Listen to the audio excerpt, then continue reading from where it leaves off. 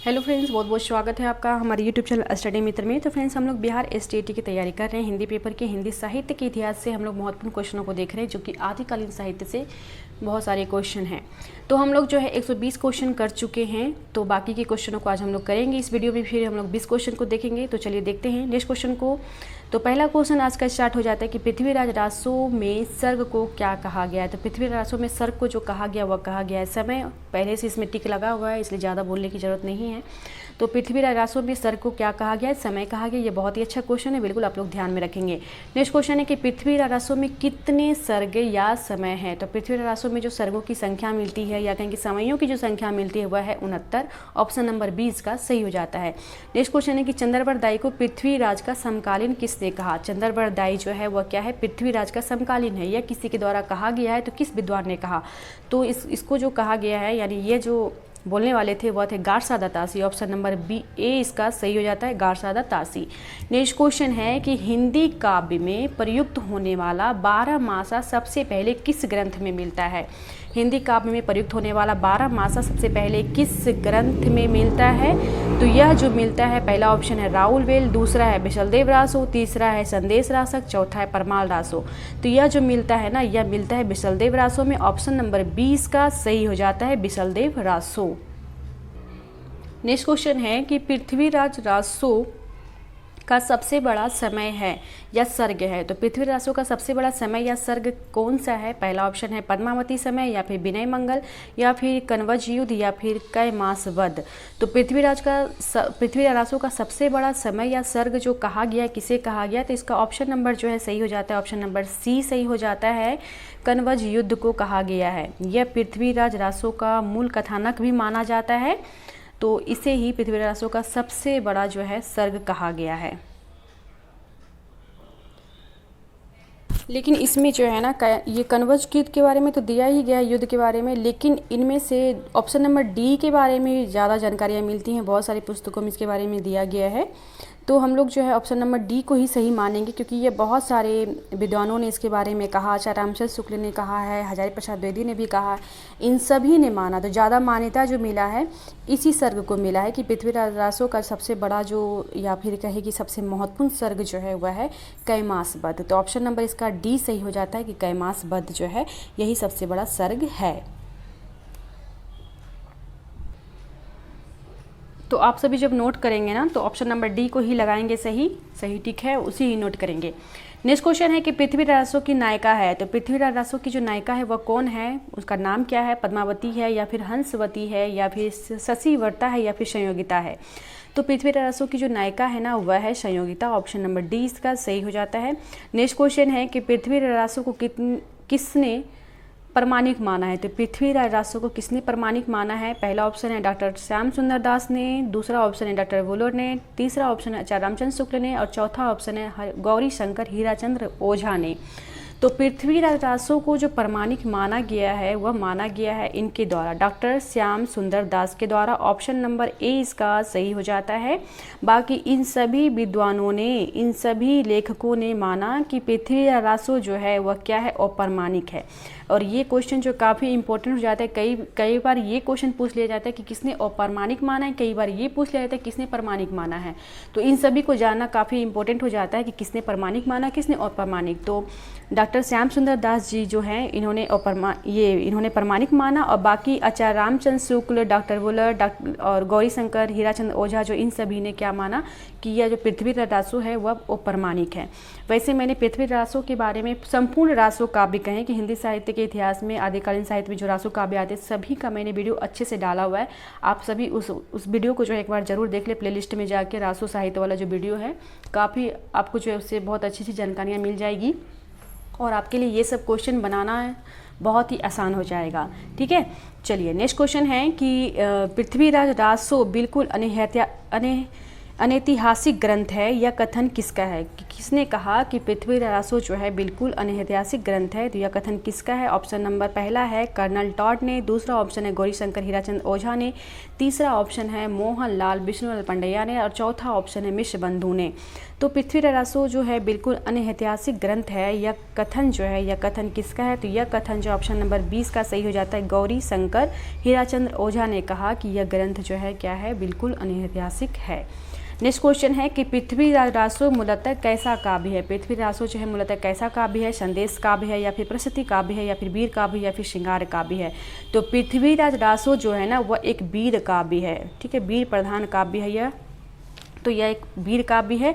Option number C इसका सही हो जाता है। नेक्स्ट क्वेश्चन है कि पृथ्वीराज रासो की रचना विधान में सर्वाधिक विवादास्पद पक्ष है। तो पृथ्वीराज रासो की रचना के विधान में सर्वाधिक विवादास्पद पक्ष जो माना गया, किसे माना गया? पहला ऑप्शन है प्रबंधनात्मकता, दूसरा है पात्रों का नामकरण, तीसरा है भाषिक संरचना और चौथा ऐतिहासिकता।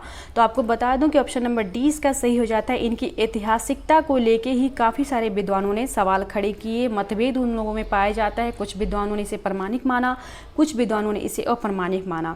तो पृथ्वीराज रासो की जो रचना के सर्वाधिक विवादास्पद पक्ष जो मिलता है हमें, तो इनकी ऐतिहासिकता को लेके देखने को मिलता है। ठीक है, इसी के बारे में कुछ लोगों ने प्रमाणिक, कुछ लोगों ने अप्रमाणिक कहा। नेक्स्ट क्वेश्चन है कि चारण काव्य की भाषा है। तो चारण काव्य की जो भाषा है कैसी भाषा है? डिंगल है, या फिर पिंगल है, या फिर छंदा है, या फिर ये सभी है? तो चारण काव्य की जो भाषा है ना, वह भाषा है कौन सी भाषा है? तो इसका ऑप्शन नंबर सही हो जाता है ए, डिंगल। ठीक है, ऑप्शन नंबर ए इसका सही हो जाता है, डिंगल। नेक्स्ट क्वेश्चन है कि पृथ्वीराज रासो के प्रथम विदेशी उद्धारकर्ता के रूप में प्रसिद्ध हुए। तो पहला ऑप्शन है गार्सा दत्तासी, दूसरा है कर्नल जेम्स टॉड, तीसरा है प्रोफेसर वुलर और चौथा है जॉर्ज क्रिएशन। तो पृथ्वीराज रासो के प्रथम विदेशी उद्धारकर्ता के रूप में जो प्रसिद्ध हुए थे वह हुए थे, ऑप्शन नंबर 20 का सही हो जाता है, बी सही हो जाता है, कर्नल जेम्स टॉड ने, कर्नल जेम्स टॉड ने। ठीक है, ऑप्शन नंबर 20 का सही हो जाता है। नेक्स्ट क्वेश्चन है कि आदिकाल के किस रचना में इतिहास की उपेक्षा की गई है? तो आदिकाल की किस रचना में इतिहास की उपेक्षा की गई है? पहला ऑप्शन है जयमेघ जयचंद्रिका, दूसरा है उपदेश रसायन रास, तीसरा है पृथ्वीराज रासो, चौथा है नेमिनाथ रास। तो आदिकाल की किस रचना में इतिहास की उपेक्षा की गई है? क्वेश्चन यही पूछा गया है। तो इतिहास की जो उपेक्षा की गई है वह की गई है, ऑप्शन नंबर इसका सही हो जाता है, ऑप्शन नंबर सी सही हो जाता है, पृथ्वीराज रासो में। पृथ्वीराज रासो में आदिकाल की इस रचना में ही इतिहास की उपेक्षा की गई है। नेक्स्ट क्वेश्चन है कि किस रासो ग्रंथ का एक पद प्राकृत पैलगम में मिलता है? किसी रासो ग्रंथ का एक पद जो है कहाँ मिलता है? तो प्राकृत पैलगम में मिलता है। वह कौन सा रासो ग्रंथ है? पहला है हमीर रासो, दूसरा है पृथ्वीराज रासो, तीसरा है परमाल रासो, चौथा है खुमान रासो। तो यह जो मिलता है ऑप्शन नंबर इसका सही हो जाता है, ऑप्शन नंबर ए सही हो जाता है, हमीर रासो। हमीर रासो में ही, यानी हमीर रासो ग्रंथ का एक पद जो है प्राकृत पैलगम में मिलता है, हमीर रासो। और हमीर रासो के रचनाकार कौन है? तो हमीर रासो के रचनाकार कौन है आगे हम लोग देखेंगे। नेक्स्ट क्वेश्चन है कि रठौरारी ख्यात में किन ग्रंथों का उल्लेख हुआ है? तो रठौरारी ख्यात में किस ग्रंथों का उल्लेख हुआ है? तो किन ग्रंथों का उल्लेख हुआ है? पहला ऑप्शन है पृथ्वीराज रासो या परमाल रासो, दूसरा है जयचंद्र प्रकाश या जयमेघ जयचंद्रिका, तीसरा ऑप्शन है हमीर रासो या फिर पृथ्वीराज रासो और तो चौथा ऑप्शन है पुअम चिरियो और इठुमनी चिरियो। तो रठौरारी ख्यात में जो है किन ग्रंथों का उल्लेख हुआ है, यही क्वेश्चन पूछा गया है।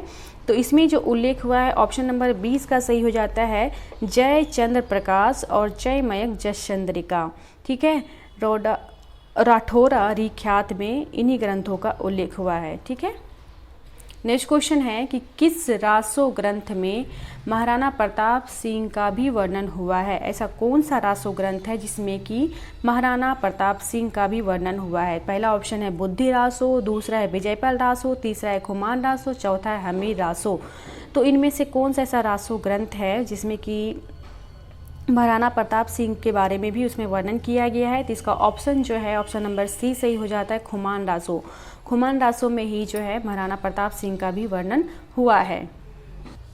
और खुमान रासो के रचयिता कौन है? तो खुमान रासो के जो रचयिता हैं वह हैं कौन है? दलपत विजय हैं। ठीक है, दलपति विजय या दलपत विजय बोल सकते हैं।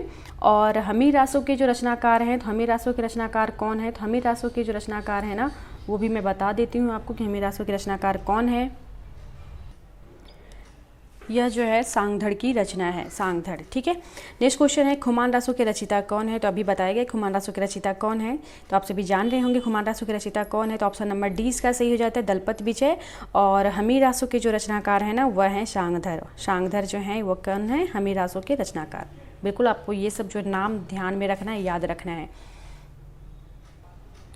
नेक्स्ट क्वेश्चन है कि पृथ्वीराज विजय किसकी रचना है? तो पृथ्वीराज विजय जो है ये किसकी रचना है? पहला ऑप्शन है जयनायक, दूसरा ऑप्शन है जयभद्र, तीसरा है जगनीक और चौथा ऑप्शन है जयदेव।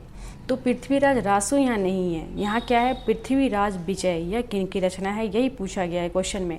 तो इसका ऑप्शन नंबर क्या सही हो जाएगा? ऑप्शन नंबर इसका सही हो जाएगा 1। यह जो रचना है किसकी रचना है? तो जयानक की रचना है। नेक्स्ट क्वेश्चन है कि कन्नौज के राजा जयचंद्र की वीर गाथा का गान किया गया है। तो कन्नौज के राजा जयचंद्र है, इसका वीर गाथा का गान किस में किया गया है? तो पहला ऑप्शन है जयानक कृत पृथ्वीराज विजय में, दूसरा ऑप्शन है भट्ट केदारनाथ कृत जयचंद्र प्रकाश में, तीसरा ऑप्शन है जगनीक कृत अल्लाह खंड में, चौथा ऑप्शन है उपर्युक्त में से किसी में नहीं। तो कन्नौज के राजा जयचंद्र की जो वीर गाथा का गान किया गया है किस में किया गया है? तो इसका ऑप्शन नंबर जो है बी सही हो जाता है, भट्ट केदार की जो रचना है जयचंद्र प्रकाश उसी में किया गया है। ठीक है, और आज की इस वीडियो का लास्ट क्वेश्चन है कि जय मयंक जस चंद्रिका के लेखक कौन है? तो जय मयंक जस चंद्रिका के लेखक कौन है? पहला ऑप्शन है भट्ट केदार, दूसरा है नल सिंह, तीसरा है मधुकर और चौथा है सांगधर। तो जय मयंक जस चंद्रिका के लेखक कौन है?